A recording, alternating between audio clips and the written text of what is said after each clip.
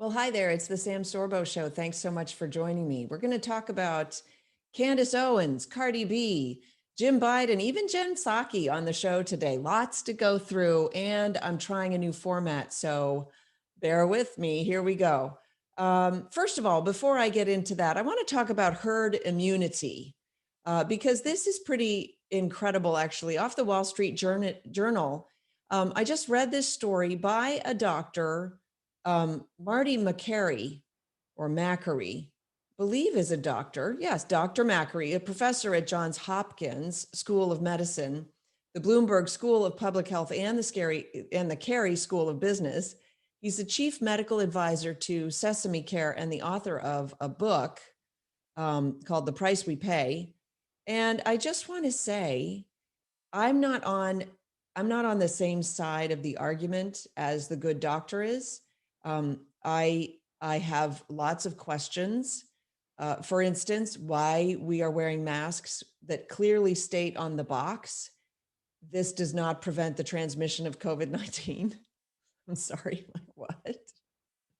So, but this article caught my eye because it talks about herd immunity. Now, this is something that we haven't really been discussing in the public sphere that I've seen.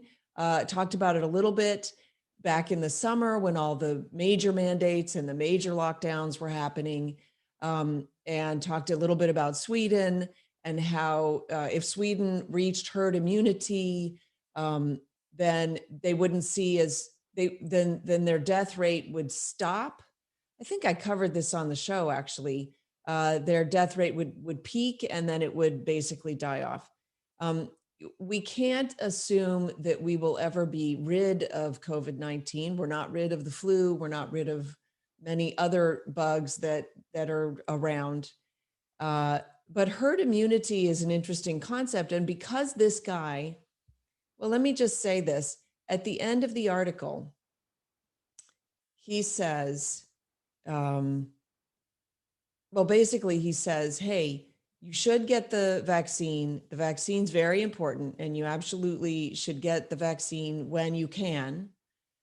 But he talks in this article about herd immunity. Now, the name of the article is Herd Immunity is Near Despite Fauci's Denial.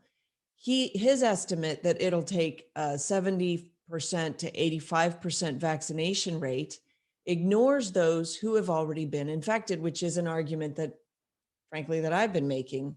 Anthony Fauci has been saying that the country needs to vaccinate between 70 and 85% of the population in order to reach herd immunity. And I don't know if you saw, there's a story that just flitted across my desk out of, I think it was Hawaii, that they have 3 women who have been vaccinated and have now come down with COVID-19, although that has yet to be verified and all that. But the point is that this doctor goes on to say that Fauci inexplicably ignores natural immunity. So if you account for previous infections, herd immunity is likely close at hand. That's his whole argument is, we're going off of just vaccinations, but that's disingenuous. Wait, what? Fauci is being somehow disingenuous? No, say it isn't so. Come on, folks. He's the guy who said, don't bother wearing masks. And then he excused himself for lying to us because he didn't want healthcare workers to go without masks. There's something off with that. It's just off. Data from the California Department of Public Health released earlier this month show that while only 8.7% of the state's population has ever tested positive for COVID-19, at least 38.5% of the population has antibodies against this coronavirus. So those numbers, if you adjust for cases those numbers are from January 30th to February 20th. If you adjust for cases between now and then and account for the amount of time it takes for the body to make antibodies, we could estimate that as many as half of Californians have natural immunity today. The same report found that 45% of people in LA had antibodies. Again, the number could only be higher today because it grows with the spread of the infection, unless you want to argue that the infection's not spreading, which you don't want to do because that defeats your whole argument about how dangerous this thing is. Between half and 2/3 of our population has antibodies in it now due to COVID exposure or vaccination, according to Mayor Eric Garcetti. In fact, he said that on Sunday's program, Face the Nation, which would explain why cases in LA are down 95% in the past 11 weeks. And the positivity rate among those tested now is only 1.7%. So undercounting or removing the many Americans with natural immunity from any tally of herd immunity is a scientific error of omission. When people wonder why President Biden talks about limiting 4th of July gatherings, it's because his most prominent medical advisor has dismissed the contribution of natural immunity, which artificially extends the timeline. So I wanted to point that out. I like the fact that this is a doctor who is, and here's the thing, like, I don't know, you never know with people what they actually believe. I suspect there's a possibility that this guy, because he wants to be taken seriously, put that line in about, hey, everybody should get the vaccine. I suspect that's a possibility. I don't know, but the fact that he's coming out and at least criticizing part of what's happening, in the sense that, hey, we're not paying attention to all of the statistics that we've been given. I have to say, I appreciate that. So thank you to Dr. Marty McCary, and I hope I'm not mispronouncing your name. And that was off the Wall Street Journal.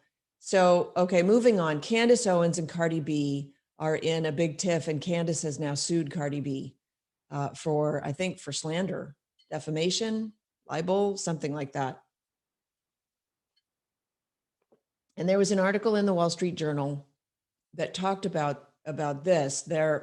So it's a dust up between the two of them. And I think you've been seeing that some people are censored and other people are not.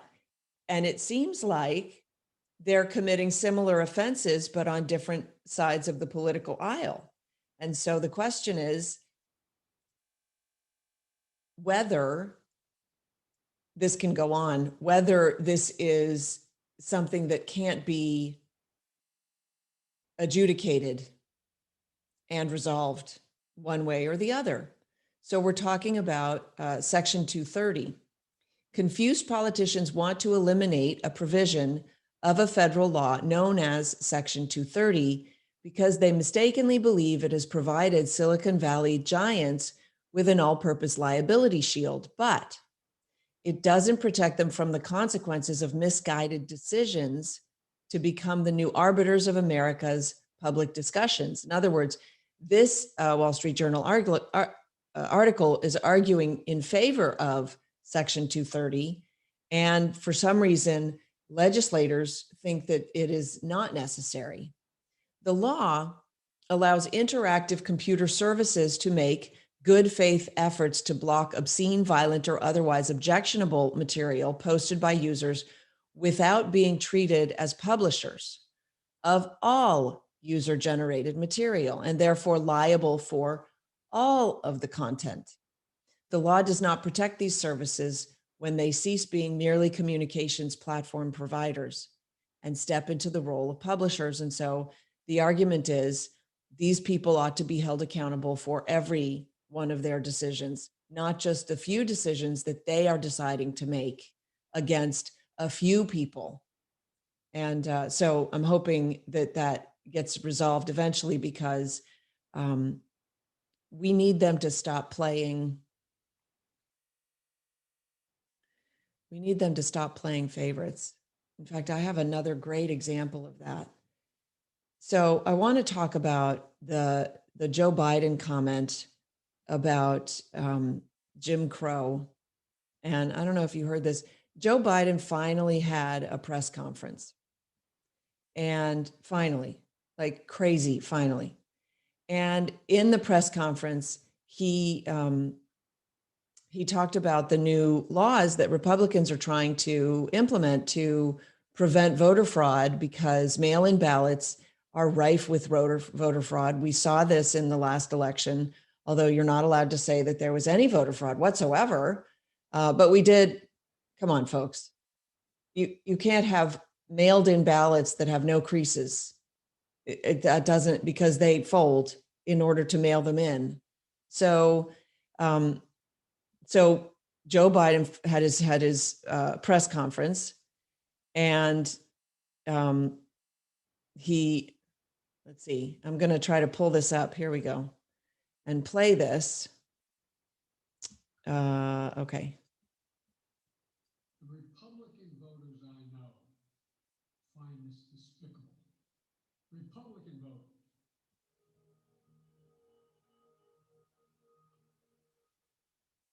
Folks outside this White House.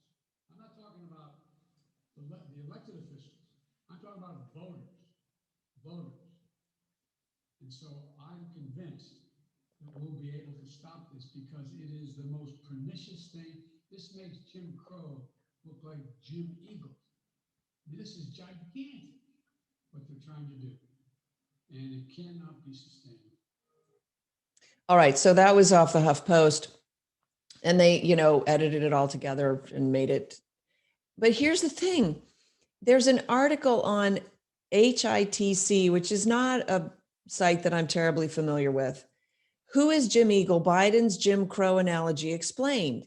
And so you have these outlets that are reinterpreting events and factors with tremendous bias, and they are allowed to stand, but the other side, the conservative viewpoint, is not. That's the big problem. If we did have freedom of speech across the board, then we would have these providers doing the right thing, but we don't. So Biden used, so this article goes into this bizarre analogy that Biden used.